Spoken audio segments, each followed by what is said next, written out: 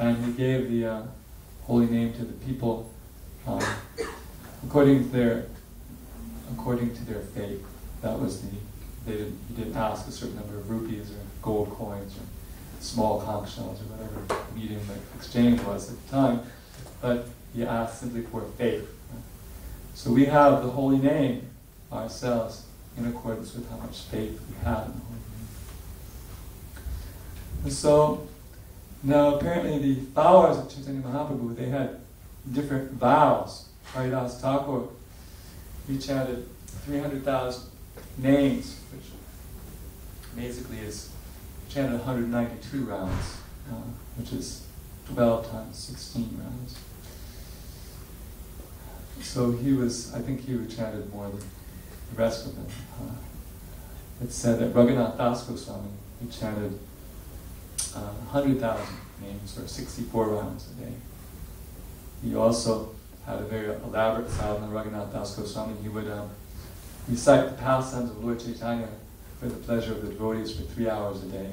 And then he would offer obeisances to 2,000 Vaishnavas a day. And he would offer obeisances to the deity 1,000 times a day. And therefore, basically, the strategy of these Goswamis was to spend so much time serving Krishna that there was no time for Maya. And that is also our strategy. And that verse that Prabhupada quoted in the purport, that partial verse from the Goswamasika, Sankhya Purvaka Nama Gananatabi. It means that Sankhya means by counting. So they counted, I'm going to chant so long, I'm going to read so long, I'm going to offer so many obeisances. In this way, they allocated so much time to spiritual activities. And there's only 24 hours in a day. So the more hours you allocate to spiritual activities, the fewer hours you have left over for Maya. So that is the strategy of the Vaidhi Bhakta to schedule his activities. Sometimes in the history of ISKCON, we heard that different temples, they had temple presidents who made schedules for all the devotees. Every hour of the whole week was scheduled, so that it was sure that there wouldn't be any Maya. And if we don't have some authority who's willing to schedule us, we can schedule our own time, so we're always engaged in some practical service. As far as how much to chant, there's another reference that Lord Chaitanya Mahaprabhu, he would only take prasadam in the house of somebody who was chanting 64 rounds a day. And otherwise, he referred to that person as a master of 100,000. And apparently in that time period, a master of 100,000 usually meant 100,000 lakhs of gold coins or whatever it was. It meant a very wealthy businessman. But he used it to mean somebody who was very wealthy in terms of the chanting of the holy name. Somebody who chanted 100,000, a lakh of rounds. So Bhaktisiddhanta Saraswati Thakur, he advised his followers to chant 64 rounds. But that was not absolute. It wasn't that every single disciple was forced to chant 64 rounds. And some of his biggest leaders, if you read that book by Bhakti Rakashwani, Bhaktisiddhanta Vaibhava, his biggest leaders were so busily engaged in organizational activities that they would just chant 16 rounds. So apparently 16 rounds was the bare minimum for serious practitioners in Bhaktisiddhanta Saraswati Thakur's time. And therefore it became the bare minimum that Srila Prabhupada was willing to assign. Originally he wanted to assign 32 rounds, but Mukunda Goswami fortunately said, no, it's not possible for us to chant 32 rounds. And Srila Prabhupada reduced it to a minimum of 16. And he said that that because you're fully engaged in the mission of Sri Chaitanya Mahaprabhu, then it will be sufficient that you chant these 16 rounds. So the idea was that you would use the rest of the time to perform practical activities in his mission.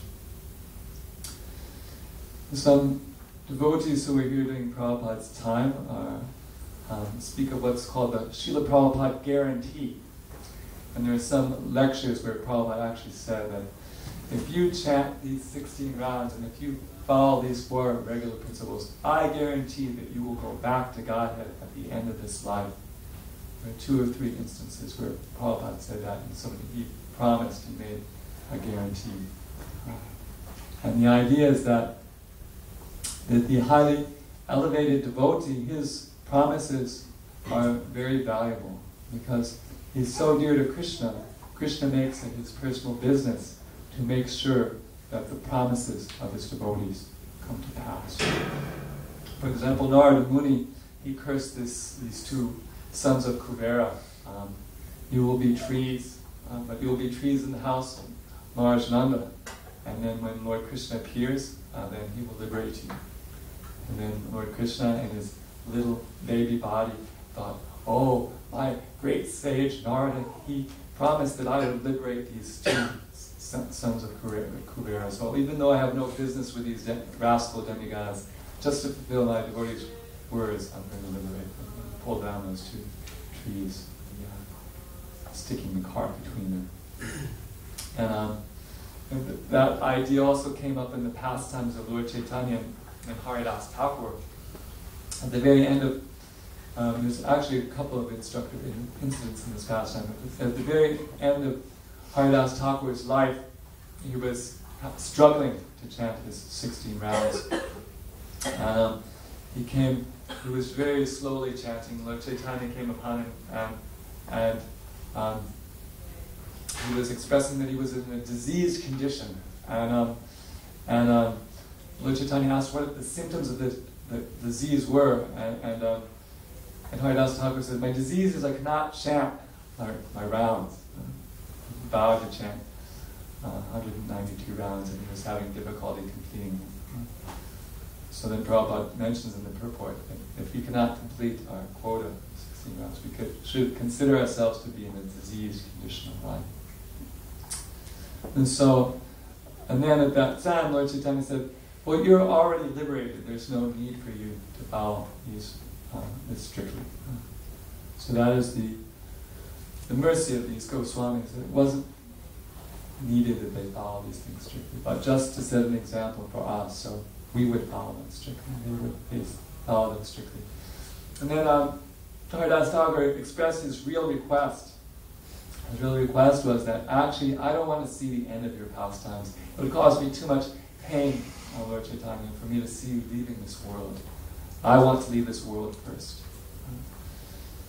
So, Lord Chaitanya, he didn't like that idea. He didn't want to lose the association of Haridas Thakur, who was so dear to him. But he said that actually you are so elevated in devotional service, Haridas, that Lord Krishna must immediately execute whatever you desire. That's your position. So, similarly, Srila Prabhupada, because he's the one person who actually took Lord Chaitanya's message and spread it all over the world. What Lord Chaitanya predicted, what Bhaktivinoda Thakur predicted, what Bhaktisiddhanta Saraswati Thakur strived for, Srila Prabhupada actually accomplished. So there's no limit to how dear he is to Lord Chaitanya. So when Srila Prabhupada makes a promise, if you follow these 16, if you chant these 16 rounds, you follow these 4 rules, you'll definitely go back to Godhead. You can take that as a guarantee. And the Prabhupada's qualified to make such a promise and have it kept by Krishna because of his purity and devotional service.